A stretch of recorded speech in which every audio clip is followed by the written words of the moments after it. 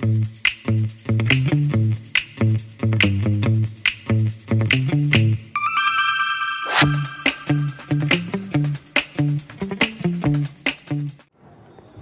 berkaitan dengan hadis tersebut, berkaitan dengan riya. Tentang riya dalam hadis, yang saya takutkan adalah suatu atau segala sesuatu kebaikan bisa menjadi riya. Masalah yang sering saya alami adalah nangis ketika mendengar ayat Al-Quran. Dan saya orangnya melo. Mohon nasihatnya Ustadz, bagaimana yang saya lakukan karena sering dituduh riya karena suka menangis. Sedangkan saya sendiri tidak mengerti, ketika mendengar ayat-ayat yang saya kenali kadang menangis sendiri, Ustaz. Melo ya apa itu? Gembeng. Ya. Yang tahu kedalaman hati panjenengan itu Allah. Ya, kita tidak tahu. Orang itu tidak tahu isi hati orang lain, maka jangan suka menilai. Ya. Maka tidak usah bersedih hati. Hanya dituduh riya karena kalau mendengar ayat-ayat Allah bisa sampai nangis. Dituduh melo, gembeng, riya, tidak apa-apa. Biar kalau dia tidak berhenti dari tuduhannya, dosanya biar ditanggung di hadapan Allah. Dari mana dia tahu kedalaman hati? At-taqwa hahuna. At-taqwa hahuna. Sampai Nabi saja menyebut bahwa takwa itu ada di sini. Ada di dalam dada. Yang tahu hanya Allah. Maka tidak usah risaukan penilaian manusia. Kita fokus penilaian Allah. Apapun penilaian manusia itu tidak menguntungkan kita, juga tidak merugikan kita. Sekalipun manusia semuanya menilai kita negatif, tetapi kalau Allah menilai kita positif, tetap kita positif dunia akhirat. Sekalipun semua manusia menilai kita positif, cinta semua pada kita, namun jika Allah menilai kita negatif, ya dunia akhirat kita juga negatif. Maka fokus pada penilaian Allah. Tidak usah digubris, tidak usah dirisaukan penilaian manusia. Sauni-unine tekno. Mau memuji ya jangan jumawa, mau mencaci, membenci, memfitnah, jenengan tidak usah sedih. Fokus kita hanya Allah sudah. Ya, selama kita berjalan di atas kebenaran cahaya agama Allah ini, apapun penilaian manusia, sudah biarkan, doakan saja. Idfa' billati hiya ahsan. Ya. Bisa jadi di sisi Allah yang bertanya ini, memang keimanannya dinilai oleh Allah benar-benar sodik, imannya betul, sehingga kalau mendengar ayat Allah bisa bergetar hatinya, kemudian bertaut kepada Allah, ingat dosa-dosa, kemudian bercucuran air mata. Bisa jadi begitu. Bukannya melo, bukannya riak, bukannya gembeng, tetap kedepankan husnudzon. Coba Al-Anfal itu diingat itu. Ayat 2. Innamal mu'minuna alladzina idza dzukirallahu wajilat qulubuhum wa idza tuliyat 'alaihim ayatuhu zadatuhum imana. Quran surat Al-Anfal surat ke-8 ayat 2. Innamal mu'minuna alladzina idza dzukirallahu wajilat qulubuhum wa idza tuliyat 'alaihim ayatuhu zadatuhum imanan wa 'ala rabbihim yatawakkalun. Sesungguhnya orang-orang yang beriman adalah mereka yang apabila disebut nama Allah, gemetarlah hati mereka. Dan apabila dibacakan kepada mereka ayat-ayatnya, bertambahlah iman mereka karenanya, dan kepada Tuhanlah mereka bertawakal. Orang yang imannya sempurna di hadapan Allah, yang dinilai shadiq oleh Allah, menurut ayat ini setidaknya punya 2 ciri.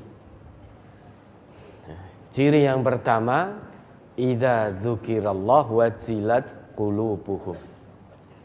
Jika mendengar nama Allah disebut, hatinya bergetar. Maksud bergetar di situ langsung bertaut dengan Allah, ingat kepada Allah dimanapun berada, sehingga dia menyembah Allah seakan-akan dia bisa melihat Allah. Namun kalau tidak bisa melihat Allah, dia yakin betul kepada Allah. Allah maha melihatnya dimanapun dia berada, sehingga hatinya selalu bertaut kepada Allah. Orang yang seperti ini, orang muhsin seperti ini, selalu merasa diawasi oleh Allah, baik dalam kesendirian maupun di tengah orang banyak. Sulit sekali untuk bermaksiat kepada Allah. Bagaimana mungkin akan mudah-mudah bermaksiat? Lawang dia merasa yakin diawasi betul oleh Allah. Maka hatinya terus bertaut kepada Allah. Seakan-akan wajilat qulubuhum, seakan-akan bergetar terus. Hatinya itu terus bergetar karena ada tautan dengan Allah. Ini ciri yang pertama. Namun jika ada orang yang mudah bermaksiat pada Allah, maka tanda tanya besar. Jangan-jangan imannya belum ada nilainya di hadapan Allah. Ketika bersama dengan orang lain, seakan-akan dia menjadi orang paling soleh. Ada orang lain, sholatnya dikhusuk-khusukkan. 1 rakaat mungkin bisa 5 menit.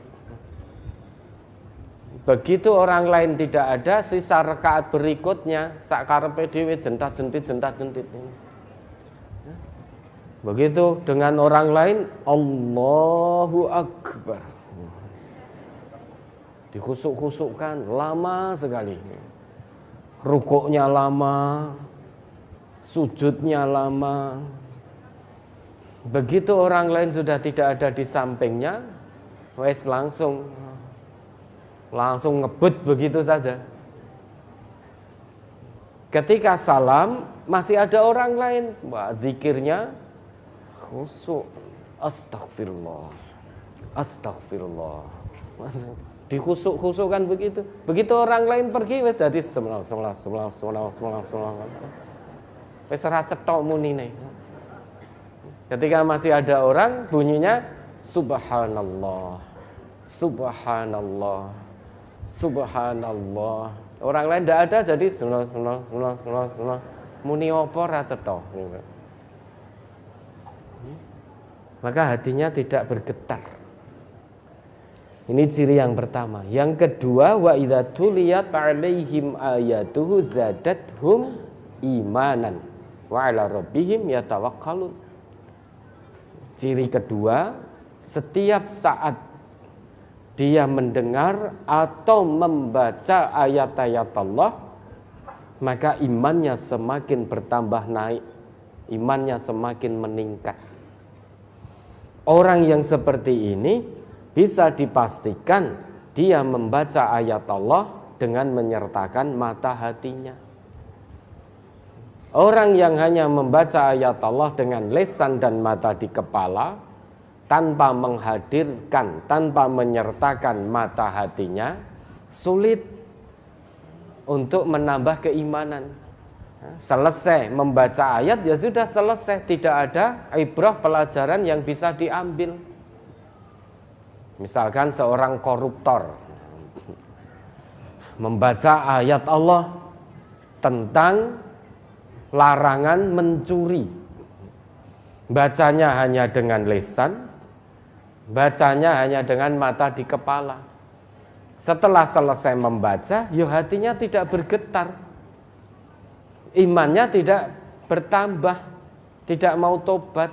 Wong hanya baca dengan mata di kepala dan lisan. Selesai ya sudah, mushafnya ditutup. Beda dengan orang yang membaca ayat Allah dengan mata hati. Misalkan dulu pernah mencuri barang orang lain. Begitu menemui ayat Allah tentang larangan mencuri, hukuman bagi seorang pencuri, dia ingat akan dosa yang pernah dilakukan. Karena dia membaca ayat itu dengan mata hati. Maka dia menangis. Teringat akan dosa-dosa mencuri yang dulu pernah dilakukan. Ternyata dilarang oleh Allah, hukumannya potong tangan, terus bagaimana ini? Hatinya menjadi gelisah. Bagaimana agar diampuni dosa-dosanya oleh Allah? Sehingga tobatan nasuha betul. Orang yang pernah zina misalkan, membaca ayat Allah hanya dengan lisan dan mata di kepala. Ketika membaca ayat az-zaniyatu waz-zani fajlidu kulla wahidin minhuma mi'ata jaldah. Pezina perempuan dan laki-laki, cambuklah masing-masing dari keduanya 100 kali. Dan jangan kamu berbelas kasihan kepada keduanya dalam menegakkan aturan agama Allah ini. Dan hendaklah hukumannya disaksikan oleh sekelompok orang-orang yang beriman. Ketika dia hanya membaca dengan mata di kepala, dengan lisan, selesai membaca ya sudah selesai. Hatinya tidak bergetar, imannya tidak bertambah, karena sudah selesai. Tapi kalau dia membaca dengan mata hati, dia akan bergetar hatinya. Ingat dosa yang pernah dilakukan. Ternyata hukuman zina seperti ini. Belum lagi yang sudah pernah menikah, hukumannya zina dirajam, dilempari batu sampai meninggal dunia. Ya, ketakutan. Saking takutnya hati menjadi gelisah, kemudian mencari tahu bagaimana caranya bertobat.